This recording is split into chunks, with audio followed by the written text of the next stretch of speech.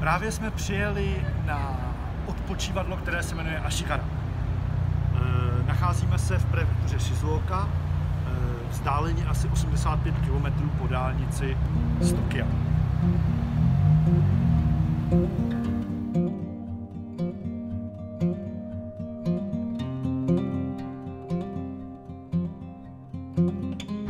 Pojďme se podívat, jak to na takovém typickém japonském silničním, respektive dálničním odpočívadle vypadá.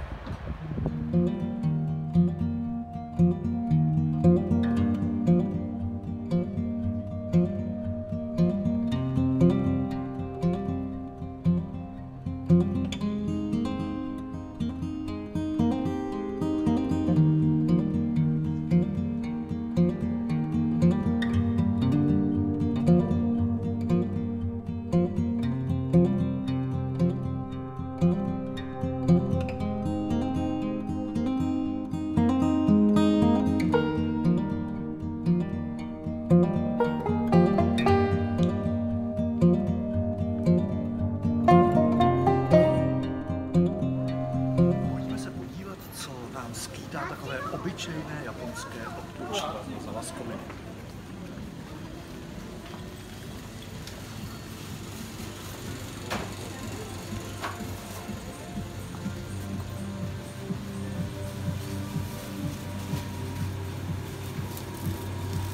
Možná, že byste si mysleli, že tohle je celer. Není to celer, je to patátovitá brambora.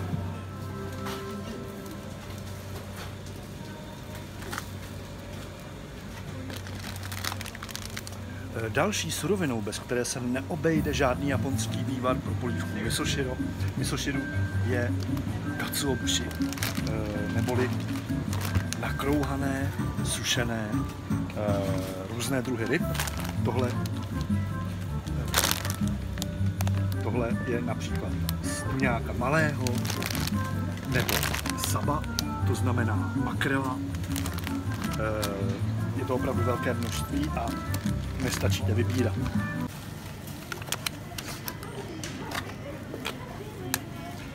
Sépí taneček je napsáno na tomto obalu a jedná se o 1 noc sušené, roztažené sépie. Další laskomina, která Japoncům velmi chutná.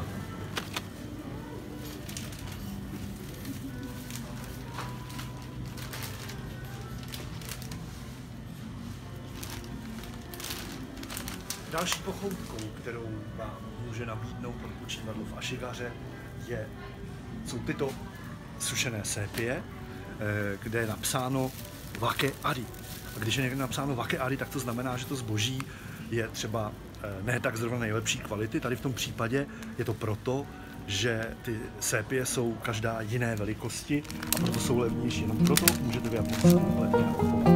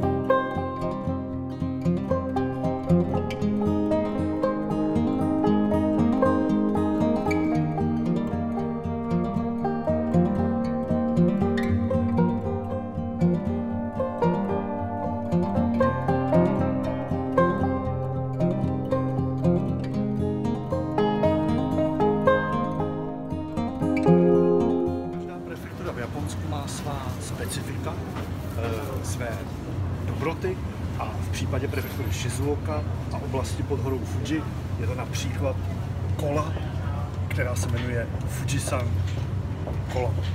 Takže je to Coca-Cola, která je z příchutí čaje nebo jakéhosi bílého nápoje, nedoufám si říct, co to je. Vypadá úplně jinak než ten odporně sladký nápoj, který známe, nicméně je to také sladké. V tom případě postavička, která se jmenuje Kintaro. Nebo Coca-Cola s příchutí meruňky. A zde cider s jahodou. A když se řekne prefektura Shizuoka, tak samozřejmě to je japonský zelený čaj, který tady vidíme už připravený v těchto PET lahvích, ale samozřejmě nejlepší je si pořídit čaj pravý a připravit si ho doma.